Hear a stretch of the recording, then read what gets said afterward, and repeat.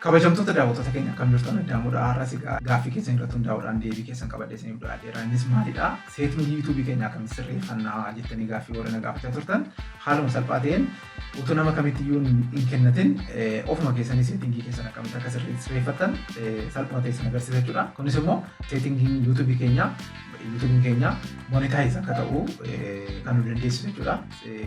Ulaagaa jalqabaati seetingii sirreeffachuuni. Seetingii yeroo jennu waan baay'ee jira. Ani garuu basic warra tahan warra ariitiidhaan nu barbaachisan amma ariitiidhaan barbaada warra jirtaniifan isinitti agarsiisa. Seerota mataa isaatti danda'e qaba monetizationiin seerota sana hunda isinitti agarsiisuudhaaf viidiyoo itti aanee dhufu isin hojjechuu danda'a jechuudha. Ammaaf garuu ariitiidhaan kan nu barbaachisu lookeeshinii YouTube keenya akkamitti sirreeffachuu akka dandeenyu isinitti agarsiisa. Lookeeshinii yeroo jennu akkuma beeknu biyya Itoophiyaa keessatti YouTube'n namoota biyya Itoophiyaa keessa jiranii fi doolaara takka iyyuu kaffaluu danda'u. Akka jechuun maal jechuudha? Itoophiyaan paartinarshiippii waan hin taane jechuudha ammaa fi gara fuulduraatti hin taane jennee abdii guddaa qabna. Kanaaf falli jiru maalidha? Abdii kun dhiisoo osoo hin taane malli garaagaraa waan jiruuf lookeeshinii keenya bakka biyya barbaannu teenyee biyya barbaannu irra kaa'achuu waan dandeenyuuf jechuudha. So lookeeshinii kana duwwaa otoo hin taane beezikii warra ta'an seetingii keessan akkamitti akka sirreeffattan laayivii galuuf illee maal akka isin barbaachisu salphuma ta'e isin hima jechuudha. Haasaa dheeressuu irraa gara hojiitti yoo deemne bareedaadha. Waliin hojjechaa waliin haasaa yoo deemne bareedaadha. An kanan isinitti agarsiisu diskitooppii saayitii fayyadamanii warri kompiitara of harkaan qabne moobaayilii ofaan fayyadamtanii seetingii kana sirreeffachuudhaaf waan isin dandeessisu moobaayilii keessan akkamitti diskitooppii saayitii akka deebisan gabaabumatti isin agarsiisa. Jalqaba irratti isa hojjennume. Egaan jalqaba irratti YouTube keessan bantu bilbila keessan irraa YouTube keessan akkuma bantanii jirtanii gara kanarraa profaayilii keessan fuulduraan mallattoon isheen tuqaa sadii sun jirti. Tuqaa sadiin gararraa irra jechuudha. Tarree jalqabaarra ishee xunnaa. Ishee gaafa xunnaa jennu seetingiin akka itti nuu banama jechuudha. Keessaa gara gadii kanatti gadi dhuftanii ooftanii irraa gadii kanarraa ajjillaa kanarraa maal argitu? Diskitooppii saayitii mallattoon kompiitara dhaabbattee jirti jechuudha. Ishee fuuldura ishee booksii jirtu sana kilik gootu. Akkuma isin kilik gootanii kanaa booda bilbilli keessan maal ta'e jechuudha? Diskitooppii isinii fakkaateera jechuudha. Siistemii diskitooppii isinii ta'eera jechuudha. Argitanii kanaa booda diskitooppii ta'eera waan an hojjedhu kanaa booda na duukaa hojjechuu dandeessu jechuudha kompiitaraan. Amma kompiitara isinii ta'eera jechuudha. Erga moobaayilii keenya akka itti sirreeffannee booda hundi keenya iyyuu YouTube keenyarraa kallattiidhaan gara YouTube Studiootti seenna jechuudha. Kunis immoo iddoo maqaa profaayilii keenya kanaa irratti kilik gochuudhaan gara YouTube Studiootti nu fudhata jechuudha. YouTube Studio kilik goone YouTube Studio banna jechuudha. Kanaa booda YouTube Studio gaafa banneennu haala kanaan nu banama jechuudha. Chaanaaliin keenya haala margaa jiru kanaan nu banama. Chaanaalii haaraan isinii baneeni seetingii isinitti agarsiisuudhaafi. So seetingii kan jedhu kun iddoo kana jira. Ishee dhannee kilik goona. Seetingii kana gaafa kilik goonu jalqaba irratti seetingii keessa maaltu dhufa? Seetingoota 6tu jiru. Seetingoota 6 kana keessa inni jalqabaa jeneraal jedha. Jeneraalii kana irratti maaltu jira? Default unit jedha. Default unit yeroo jennu unity currency nu ittiin fudhannu jechuudha. Unitiin maaliin fudhanna? Birrii yookaan doolaara yookaan shilingii biyya barbaanne irra kaachuu iddoo dandeenyu jechuudha. Default unitiin kun doolaara akka hojjetu barbaadan default unit kana jedha. Kilik gooneet unity biyya garaagaraatu jira as keessa maal goona? Barbaanne scroll gooneet as keessaa barbaanne biyya barbaanne irra kaachuu dandeenya jechuudha. Currency gaarii naa hojjeta. Warri yuuroo irra kaa'atan yuuroo irra kaa'uu dandeessu jechuudha. Yuuroo irra iddoo kana yuuroo kan jedhu jira. Yuuroo kilik gootanii yuuroo irra kaa'ataniiti iddoo kana save gootu. Yuuroo ta'eera jechuudha.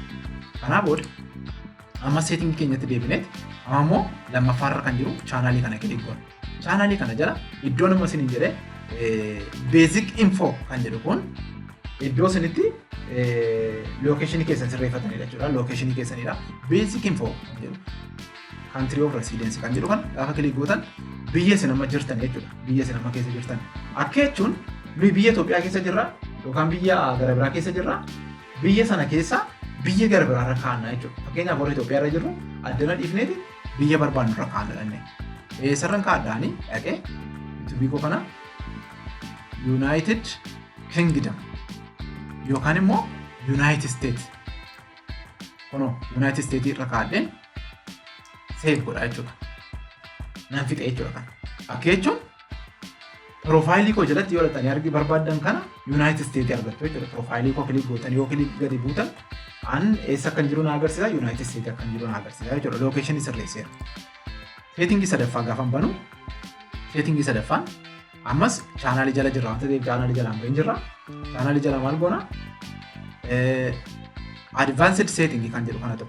Advanced setting kana keessatti gaaffii tokko nu gaafata. Maal jedhaa? Do you want to set your channel as made for kids? Chaanaalii kee kana akka ijoolleedhaaf ta'utti hojjettaa yookaan chaanaalii ijoolleetii jedha. Chaanaalii ijoollee jechuun tapha ijoollee haa ta'u, waan ijoollee daa'imoota bashannansiisoo ta'u waan akkasiiti. Fakkeenyaaf OBN gaammeessa jennu jechuudha. Waan akkasii waan ijoolleef ta'u qofa jechuudha. Waan nama guddaatti hin tolle. Jechuun waan nama guddaadhaaf baay'ee wanti hin qabne jechuudha. So akkas gochuu barbaaddaa'edha. Deebiin keenya maaltu irra jira? Yookaan ijoolleef hojjenna yoo ta'e eeyyeen ijoollee qofaaf hojjenna yoo ta'e ijoollee qofaaf hin hojjennu darbinee ijoolleef hin hojjenna yoo ta'e optionii sadaffaarra kan jiru kana I want to review this setting is for every video. Akka jechuun viidiyoo yeroon gadhiisu hundumaatti review gochuun qabaa, ilaaluun qabaa. Sadaffaa kana filannee dabarraa kana bira darbineeti beeksisa advertisementii asii akka isin irratti hin dhumne yoo gochuu barbaadan disable gootu asii. Garuu beeksisi birrii isiniif hojjeta waan ta'eef bareedaadha jechuudha. Asii save goone yoo baane bareedaadha jechuudha kana. Nu gaheera. Kaareensi sirreeffanneerra. Ammas gara settingiitti deebineeti advanced setting finneerra future eligibility kan jedhu kana bira deemne. Future eligibility kan jedhu kana bira deemne optionii sadii arganna jechuudha. Tokkoffaa standard futures, lammaffaa intermediate future, sadaffaa advanced future. Standard isheen jennu ulaagaa jalqabaa jechuudha. Ulaagaa jalqabaatiin intermediate kan jennu kun immoo giddugaleessa. Intermediate future giddugaleessa waan yuutuuberiin tokko argachuu qabu giddugaleessa jechuudha. Advanced kan ta'e inni sadaffaan sun immoo yuutuuberii cimaan yookaan advanced kan ol fagaate sadarkaasaa kan dabale argachuu kan qabu yuutuubii irraa maal argachuu qabu maal hojjechuu akka danda'u jechuudha. Inni jalqabaa gaafa asii banne eligibility kan jedhu kana bannee jennu waan standard future standard yuutuuberiin tokko argachuu danda'u as jalatti tarraa'ee jira. Maal fa'i? Add collaborators to playlist. Playlistii addi godhachuu danda'a faarfannoota yookaan viidiyoo of jalaa qabu playlistii tokko jalatti sirreeffachuu danda'a. Waan tokko YouTube gara biraa steepii gara biraan deemne jechuudha. Playlistii create gochuu danda'a. Playlistii namoota gara biraa jala galchachuu danda'a viidiyoo isaa. Kan nama gara biraas of jala galchuu danda'a. Viidiyoo upload gochuu danda'a. Daqiiqaa meeqa kan jedhu immoo deebii lamaffaarratti deemna jechuudha. Okay, standardiin kana fakkaata. YouTuberiin tokko kan qabu jechuudha. Isa lammaffaa gaafa waliin bannu intermediate features kan jedhu kana gaafa banneennu haala kanaan arganna. Custom thumbnail, live streaming, video longer than 15 minutes maal jechuudha. Thumbnailii YouTuberiin intermediate ta'e yookaan giddu galeessa ta'e sirreeffate maal argachuu akka danda'u YouTube irraa. Tokkoffaa thumbnail hojjetachuu danda'a. Thumbnail maxxansuu danda'a. Yoo maal ta'e yoo intermediate feature kana sirreeffate akkamitti akka sirreeffatan isin agarsiisa. Live streaming galuu danda'a. Video longer than 15 minutes. Video daqiiqaa 15 gallakkifachuu danda'a. Yoo maal godhe yoo phone number verify godhe. Asitti gurraacha kana keessatti kan barraa'ee jiru verify phone number jedha jechuudha. Verify phone number gochuudhaaf salphumatti lakkoofsa bilbilaa keessaniin verify godhachuu qabdu. Iddoo kana click gootu. Iddoo kana gaafa isin click gootanii settingii haaraan fuula lammaffaarratti isin banamaa jechuudha. Settingii haaraan fuula lammaffaarratti isin banamu maal jedha? Phone verification step 1 of 2 dha. Step tokkoffaa step lama keessaa phone number akkamitti akka verify gootanidha. Step lama qaba. Step tokkoffaan isin banameera. Tokkoffaa how should we deliver the verification code to you? Akkamitti isin qaqqabsiisna verification code kana keessaa filadhaa'edha. Step option tokkoffaan yookaan filannoo tokkoffaan maalidha? Text me verification code. Verification code messageidhaan na ergiidha. Yoo messageidhaan barbaaddu ta'e messageidhaan accept gochuu yookaan fudhachuu. Filannoo lammataa immoo call me with an automated voice message. Sagaleedhaan naa bilbilaa. Sagaleedhaan akkasii bilbiluu barbaaddu yoo ta'e bilbila kee irratti bilbilli harkarra jira waanta ta'eef asirra jira jechuudha. Asitti immoo settingii sila guunnee wajjin waa wal ilaallatu hin qabu. Asii select your country kan daganaa biyya filachuu dandeessu. As keessa immoo yoo Itoophiyaa barbaaddan Itoophiyaan jirti waan isin bilbila Itoophiyaatiin verify gochuu dandeessu. Itoophiyaa argitanii Itoophiyaa. Itoophiyaa addanatti click gootanii Itoophiyaa galchitanii yoo warri biyya Itoophiyaa jirtan jechuudha. Warri Duubaay jirtan immoo as keessa United Arab Emirates kan jedhu filattu jechuudha gadi buutanii. United Arab Emirates kan jedhu filattu jechuudha.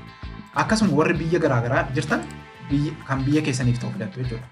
United States warri taatan koodii biyya keessaniitiin isin fidu. Kanaa booda bilbila keessan iddoo kanatti click gootu. Galchitu jechuudha. Fakkeenyaaf bilbila koon galchaanii Itoophiyaa jedhee iddoo kanatti jedheen bilbila koo galcha. Jedhee gaafa bilbila koo galchi jedhu haala kanaan meesejii naa dhufaa jiru bilbila koo. Kunoo meesejii naa dhufeera naa. Meesejiin gaafa naa dhufee jedhu meesejii kana iddoo kanatti galchitaniiti submit gootu.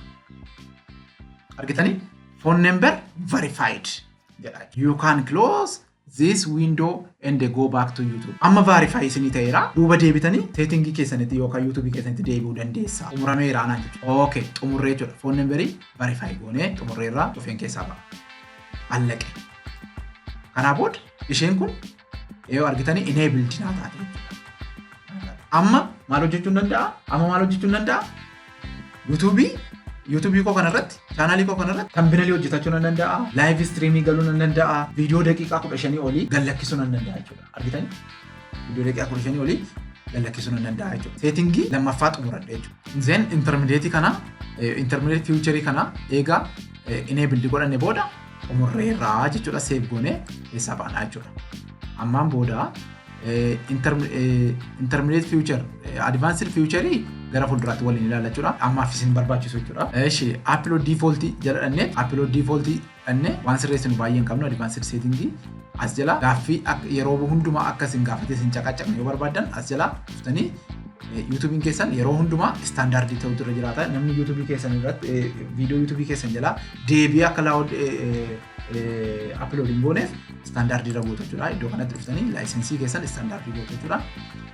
Kaataagorii yeroo hundumaa waan tokko hojjettu yoo ta'e as keessaa yookaan educationalii yookaan fiilmii yookaan geemiidhaa yookaan muuzikiidhaa waan tokko hojjettu yoo ta'e filattanii irra kaa'uu dandeessu yookaan nanettanii booda akka isin gaafatu yeroo hundumaa gaafa isin upload gootan akka isin gaafatu gochuu dandeessu. Eega gootanii booda an fakkeenyaaf muuzikiin godha kanarraa muuzikiin hojjetan jedha video language afaan asii iddoo kana dhuftanii video language kana filachuu dandeessu. Yeroo hundumaa akka isin gaafanneef jechuudha. Aluma takka setting sirreeffachuu dandeessu. Viidiyoon kana irratti hojjetan Ingiliffa yoo ta'e afaan Ingiliffaa filattu. Kana garuu baay'ee yeroo hundumaa gaafa viidiyoo upload gootan sirreeffachuu dandeessu jechuudha. Garuu yeroo hundumaa anariitiidhaan viidiyoo gadhiisuun barbaada kana settingii kana guutuun barbaadu yoo jettan settingii isaa amma sirreessitanii lafa kaa'uu dandeessu jechuudha. Default yeroo viidiyoo upload gootan jechuudha. Commentii yeroo hundumaa iddoo kana on gootu. On ta'utu irra jiraata. Off yoo gootan commentiin offiidha jechuudha yeroo hundumaa. Asii commenti kan jedhu kana jala onii gootu. Eshi moderation kan jedhu kana nani irra godha. Moderation yeroo live seentan qofa nama laachuu qabdu. Yoo nama laattan immoo standard nama laachuu qabdu jechuudha. Eshi kana booda save gootu iddoo kanatti. Save egaa gootanii YouTube keessan setting isaa sadarkaa jalqabaa sirreessineerra jechuudha. Sadarkaan jalqabaa setting YouTube keessanii sirrateera jechuudha. Sadarkaa itti aanu advanced warra ta'an immoo gara fuulduraatti waan ilaalaa deemna jechuudha. Kanan gammaa isin ijjiin ture anaddamuudha. Viidiyoo kana waan daawwattaniif guddaa galatoomaa isin jenna. Ulfaadhaa. Haala kanaan gaaffii kan isinitti ta'uu jiraate immoo yeroo kamiyyuu na gaafadhaa qophiidha jechuudha. Komentii jalatti barreessuu dandeessu gaaffii waan isinitti ta'u yeroo live galu yeroo hundumaa sa'a 7 kaasee akka lakkoofsa biyya Itoophiyaatti sa'a 7 kaasee yeroo hundumaa live jira waan ta'eef gaaffii barbaaddan achi jala dhuftaniiti na gaafachuu dandeessu jechuudha. Live yeroo galu wal faana haasofnee wal faana barannee wal faana wal guddisuu dandeenya jechuudha. Galatoomaa.